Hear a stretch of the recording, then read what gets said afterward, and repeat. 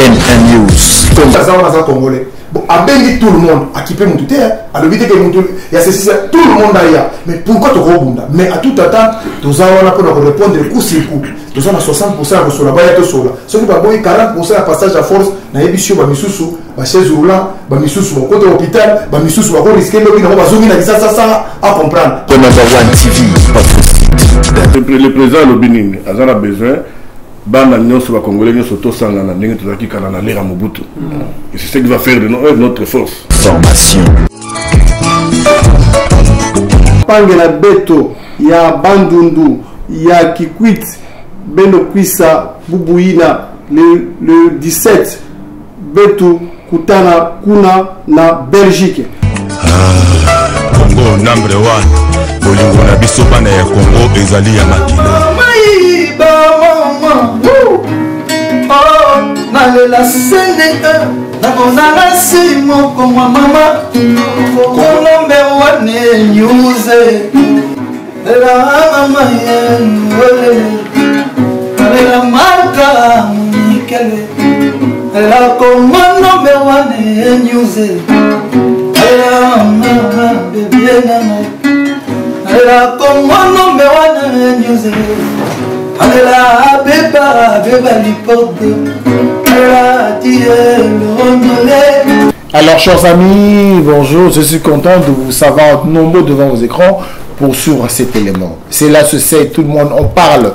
Le 17 de ce mois de septembre, le président Félix Tshisekedi Tshilombo va venir ici. Il viendra ici, ça veut dire où ici, à Bruxelles, en Europe, Napoto, il sera là. Voici que les uns sont d'accord, les autres ne sont pas d'accord. Nous avons ici le membre de l'UDPS et puis les gens qui sont d'accord pour l'arrivée de Félix Tshisekedi. Pour faire cette émission, je ne suis pas seul. Je suis avec Dani Tsunami Bokome. Dani, bonjour. Bonjour Adi. Qu'est-ce que tu leur dis? Bonjour à tout le monde. Voilà.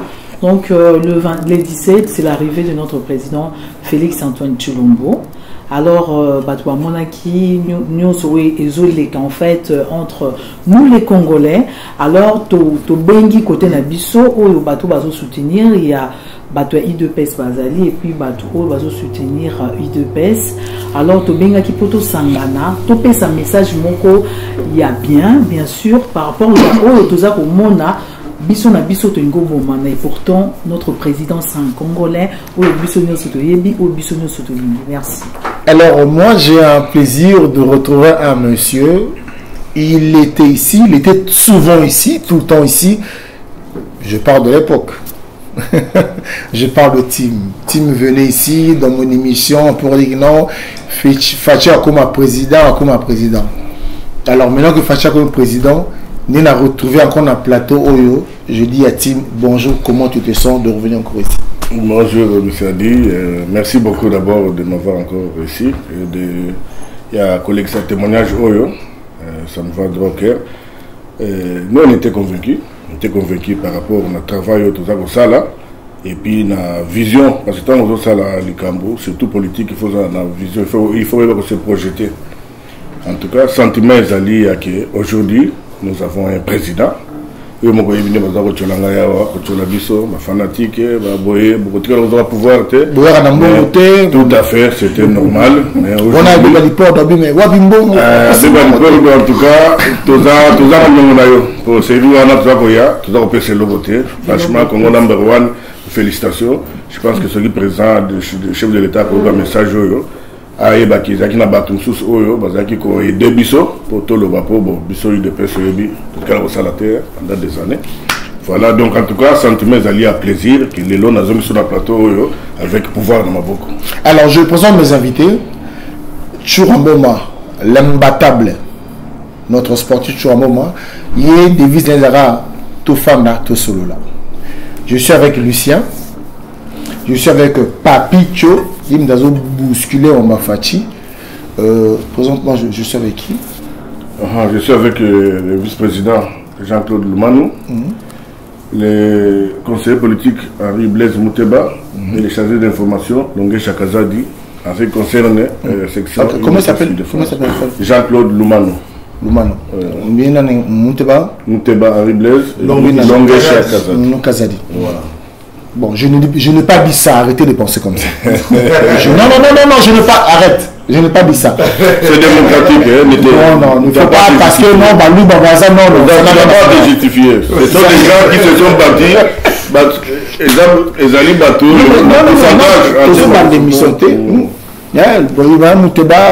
Voilà, c'est pas grave, c'est pas un problème. Je n'ai pas dit ça. Dani, c'est quoi Bruxelles est télémi, Paris est télémi qui serait Félix Aïe Lumbe. Toi, qu'est-ce que tu peux leur poser comme question? Bango. Ils ont vraiment question, ils ont un message en fait. Message mon na peuple congolais, ou Baroya, ou en Belgique surtout, combattants aussi. Message n'est pas que ça.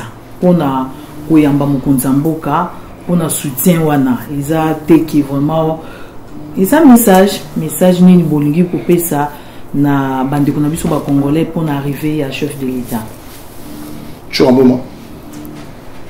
Bon, en tout cas, merci d'abord de nous soir de l'Andana, surtout les sportifs pour s'adresser à les sportifs et au monde entier pour la voix et la bouche na bango. Nga pour na mona za problème un petit problème rien du tout. To bunda biso sur na poto awa to yebi ba to bazoka to tala na bisute mutela mutaza na kana ye poto za konuka. Ba expression za la même ligne za Sandini za la président de la République Kabila té Chadarité. Mais aujourd'hui on a eu la chance to zulin za na té mais to zul mutu. Congolais de père et de mère surtout to yebi très bien. Autre que le bané na forme nous surtout la minimum surtout au yoka. Ce que c'est décidé et puis gouvernement belge et bengié pour en profiter pas sur la naba congolais le 18. Alors naïve que démocratie est ali. Tout quoi bafouille démocratie contestation est ali mais ils ont la limite.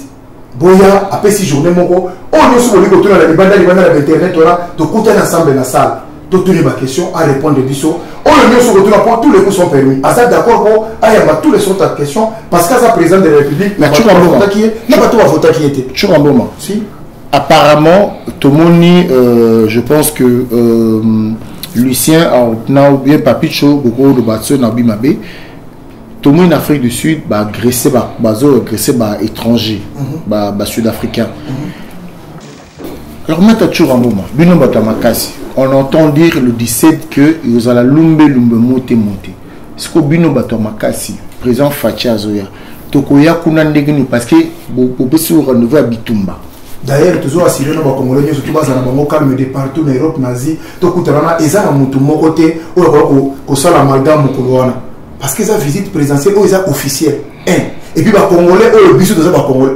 Tous les autres, les biso, baza na permission na biso de makanga biso en otage pour to comme la volonté na bango non bato sur la plupart na moi bata fayulu bata jabi bato ba échouer déjà échec n'était ça la bango nga comme écrit parce que surtout la ndeli makamo normal o la za congolais bon abengi tout le monde équipé mon tout à l'obité que mon tout il y a ceci tout le monde là mais pourquoi to robunda mais à tout attendre tous avons pour répondre coup sur coup tous on a 60% sur la baya to sola ceux qui ba boy 40% à passage à force na yebisio ba misusu ba chaise roulant ba misusu ba côté hôpital ba misusu ba ko risquer lobi na ba zongi na ça à comprendre parce qu'il faut te répondre ba pour ba congolais ba s'apaiser. OK, Lucien, quand tu entends tout ça, quand tu vois tout ça, qu'est-ce que tu dis? Bon, quand moi j'entends tout ça, j'ai un message à passer, donc envers tous les amis de la résistance, parce que nous représentons la résistance congolaise ici dans la diaspora. Donc le message est simple. Le 28, donc le 17 au 19, tous les Congolais sont conviés à être en Belgique pour accueillir le président. Notre président, c'est le président de tous les Congolais. Ce n'est pas un rendez-vous de bagarre, parce que entre nous, peuple congolais, il n'y a pas de division, même s'il y a des divergences d'idées. Mais moi, je lancerai l'appel à tous ceux-là qui sont de l'autre rive, qui ont fait des vidéos, genre ils vont menacer les présidents Lumbe et tout. Nous leur disons de s'apaiser. Nous ne serons pas là en Belgique pour nous affronter nous-mêmes Congolais. Ça ne sert à rien. Venez au contraire pour poser vos questions, pour proposer ce que vous voulez pour l'avancement du Congo. Parce que merci Lucien. Papicho, on t'a vu, dernièrement tu n'arrêtes pas de faire des activités avec Dani Tsunami, avec beaucoup de monde. Alors l'élo, le 17 ouana, tant que vous allez bitumba et vous allez vous pessimbois boui. Papicho, quand tu vois ça, tu dis quoi? Merci beaucoup à Adi Londolé et Madame Dani Bokombe pour l'invitation déjà. Voilà ce que je peux dire à tous les Congolais, que nous avons fait les événements pour sensibiliser et mobiliser la communauté congolaise afin qu'ils basent la prêt pour la Mokonzi Mboka. Aza Mokonzi appelle Congolais surtout. Ce qui est vrai que dans l'élection qui majorité et si na fachi na bandego mosusu. Ça veut dire que bato voter qui présent ils ont Congolais sur voter. Mais par contre parti wana autre voter qui na ba voter qui était population nyonso wana ezali communauté congolaise. Oyo tout ça Mokonzi Mboka azali moko comme on a Félix Antoine Tshisekedi Tshilombo azali koya le 17 la semaine prochaine. Voilà, la semaine prochaine mardi prochain, ça veut dire que tout ça bengi ça va Congolais surtout. Aux à la économie, ba ko sabi ote bandeko na ngai, bokende ko sangana kinoto ko buna to bunda jamais na Congolais. Mungu na biso azali Congolais te, mungu na biso azali pauvreté za na mungu na biso mitu oyo ba insécurité, bandeko za na mboko bazo ko clarté na makambo na bango tout ça va. Président azali na pour la Congolais surtout. D'abord le peuple d'abord, il y a les bosso aux devant fondamental à l'Ibosso, gratuité, il y a école. Ça veut dire que la constitution de l'Ibosso, gratuité, il y a école et fait ça. Merci beaucoup. Merci beaucoup. Oui, dans ce pays déjà, na message au bandeko bapesi, na moniteur en bon bandenga lobby, c'est très bien. Donc apesi message mon PAP et puis à lobby que bazape mibali. Donc mibali pe ba ozala wana, ndé mibali pe basaki be mission na Belgique. Bon peut-être ba okan sepe ki bazo banga mais ba yeba pe côté mususu mibali pe baza peut-être baza plus vraiment c'est très bien et lycée Ngando peut répondre vraiment ils a bien na Papicho. Madani to timoli lisusu lelo wana non son nom est tout nango timazali a lelo toza biso tout bata poto to diaspora le 3 premiers besoins si pas 5 si pas 10 au bakongo bazana moi diaspora ba j'ai pas Félix à votre avis Kozani donc tout na nous les 3 premiers besoins tim ba besoin na biso Kozani poto biso bata poto. Merci beaucoup pour la question. J'ai besoin de battre poto bazanango. Ngana kanisi na omeli pe na poto mais besoin moko ya munene oza congolais ba besoin nyo c'est ça qui est bande ko na so congolais bazali banda 90% parce que balimba bamboka oyo bazana besoin boko na bango ezala bien et bonga po bazonga et moi je pense que tout ça na direction wana donc ba besoin tout ça les anango direction mais besoin munene za kaya. OK. C'est longtemps. En fait, présente-toi. Moi, c'est Jean-Claude Manou. Jean-Claude, enchanté. Jean-Claude, enchanté, monsieur Adi, à l'obby. La besoin de Congolais d'abord aux alliés quoi? Parce que nous souffrons énormément ici. Tout cas, on a dans l'est, dans l'ouest, ça nous fait très très mal. Et notre besoin d'abord est que sécurité est côté de la Congo. Insécurité, ce que c'est Congo est comme stable, c'est ça souci Nabiso. Le reste viendra après. Nous avons toutes les richesses du monde. Mais malheureusement, ceux qui Mobu les alliés dans l'Est, ils allaient se monter. Souci Nabiso, le président Alobi a consigné ça, nous avons confiance dans les potes billets, à côté stabilité dans Boka, qui me cocota, ils se préparent dans Poto, tout ce que là, mon frère, présente-toi, on te regarde. C'est Henri Blaise Mouteva, Mukega. C'est un plaisir de se retrouver tout autour du Congo et arriver à président Tshisekedi. On dit en français, on est mieux que chez soi. Nous avons un pays, juste un petit rien, nous avons un pays qui représente au moins 35% des métaux rares du monde. Un pays qui couvre au moins 45% d'eau douce. Un pays dont le climat, il pleut toute l'année. De l'est à l'ouest, du nord au sud, toute l'année. Donc on peut cultiver n'importe quel moment. Quand nous sommes à l'extérieur du pays, on ne peut pas se sentir à l'aise. Le président Félix, il arrive, c'est pas pour créer les biens de ses parents ou de ses frères quelque part. Il voit le patriotisme. Il vient juste cultiver pour son pays. Merci beaucoup. Alors, Ndeko, alors, besoin na yo, nitibiso bata diaspora, tamsusu, kuta na président, tu kuta na président, le banaboni. Ah ben déjà, comme on a l'homme de chaque Kazadi, on a chargé la communication. Kazadi, beaucoup la reste Kazadi. Non, Kazadi. Pour au niveau rectoré, comme on a trop. Donc, on a chargé la communication au niveau de la fédération IDPS France. Donc, pour nous, on a besoin déjà, tous on a besoin, non, je parle de nous ici de la diaspora. Oui, je suis de la diaspora. Pour nous, on a la kimia, c'est-à-dire, on a la famille tout le temps, calme déjà Zala, Misaleya. Donc, président Fachi, Azan la vision là, Aroya Misala. Ako, Sala Kimia Namboka, parce que déjà, tout le monde est milicien, Maïmaï, Bato Missous, Bakote na Bazamba, Bozonga na Mokili, Bandimi, message à président pour la PCK, Bozonga, Toto Mamboka. Mais et là, vous souvenez, pour la ndenge toza au Kenya la Missène, pour la président. Donc, Bobanga est là comme mon côté. Donc, Moutou, tous la photo, Moutou a Bomara Moutou, Azara na prison.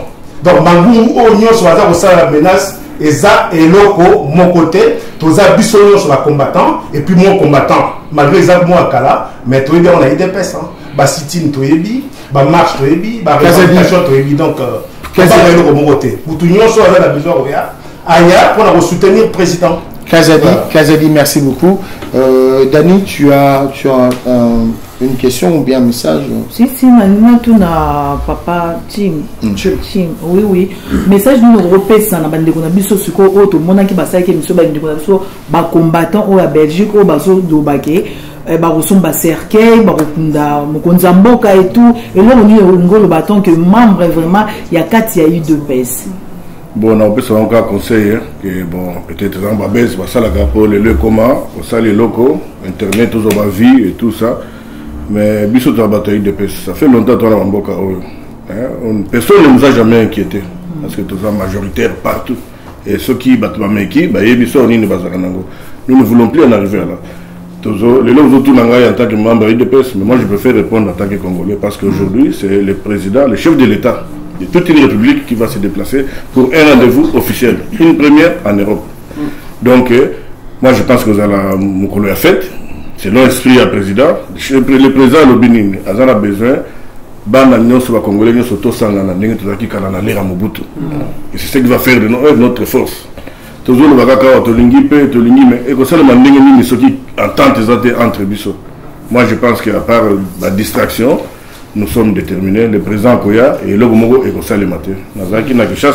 J'avais avisé que Ngaï n'a pas le déplacement, Naza na poto, et puis bon, maître Tchoura Balobi, Bangando, Papi, ce sont des grands combattants, des grands guerriers, mais ça appartient au passé. Vision aux allélos, les vision à qui pays et avancé. Tout le monde qui Congo, ils ont la richesse, mais ça fait combien de décennies? Alors, Dani, on va clôturer notre élément. Oui. Qu'est-ce que tu veux dire? Toi aussi, c'est élément. Na bengi karabatu batu ba congolais nyonso partout vous êtes nyonso tozabiso nyonso. Moi je suis mungala ndena ibisarabino bongo nanga tout le temps na king naza mongo mais na soutenir na mkonza mboka donc na tika rabana na kenda osambusa na kuna donc biso nyonso toza ba congolais muluba mungalo biso nyonso tokuta na kuna eza jour esengo to yamba mkonza mboka makambo e salamati ki tozo yamba mkonza mboka vraiment fumuli maboko aya tokutana liboso ezalaki kaka babamba banini basala banini mesiko to sepela il est congolais bandeko na biso ya Bruxelles bozala ebele ya Paris ya Suisse nayebi ke bato ebele bauta même ba Londres baoya tokutana biso nyonso wana ba Marlène Kasanga rendez-vous ezalaka na Bruxelles tokutana biso nyonso. Merci. Oui, bon là bakisa lisusu vraiment ke tunaita batoto te baswahili mukuye tufurahi na rais wetu eko raisi wa batu bote bana betu boss ba mukasai nyoto numbikila nulo tukuwa jija mudi le 17 mardi nulo tusanga bosu ne fumwa jituma mampange na beto ya bandundu ya Kikwit bendo kwisa bubuina le 17 betu kutana kuna na Belgique mambo ya binoso tubo ya ezali makambo mboka na biso mokoza mboka efa mwana te bele mokolo wana vraiment Belgique est ton dans la Congolais, on va compter Suisse, Genève, partout où il y a mon somme. Alors, chers amis, je vous dis merci d'avoir suivi cet élément. On n'en a pas beaucoup de temps parce qu'il fallait juste que vous capez à France, des bases au message. Mais je dis c'est ça, vas-y. Qui est à Bruxelles, hein? Tous à Bruxelles, Teams Bazakuna, Amiral, l'œil du président Bazakuna, Bazakuna, méthode Moulenda, tout le monde a peine à Bruxelles. Il faut tout ça bon rendez-vous. Alors, moi, je vous dis une chose. Je serai vous, je serai là. Moi, je suis curieux de voir comment ça va se passer. Moi, je viendrai en tant que curieux. Qu'est-ce qui va se passer? Voilà pourquoi Adi Londolé, comme number one, Adi Loba, Toza, na Bruxelles, tout à comment ça va passer.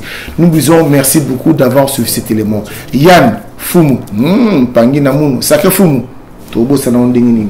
On vous dit merci beaucoup d'avoir suivi cet élément. Abibali Pordo, Yann. Boagna. C'était bel et bien Dani Tsunami, Dani Bokombe. Merci Adi. Avec Adi Londolé, jeunesse c'est beau comme un dieu. C'est la rentrée, je vous dis merci, à très bientôt. Merci Fatih Béton. Béton. CNN News, Congo #1 TV, votre site.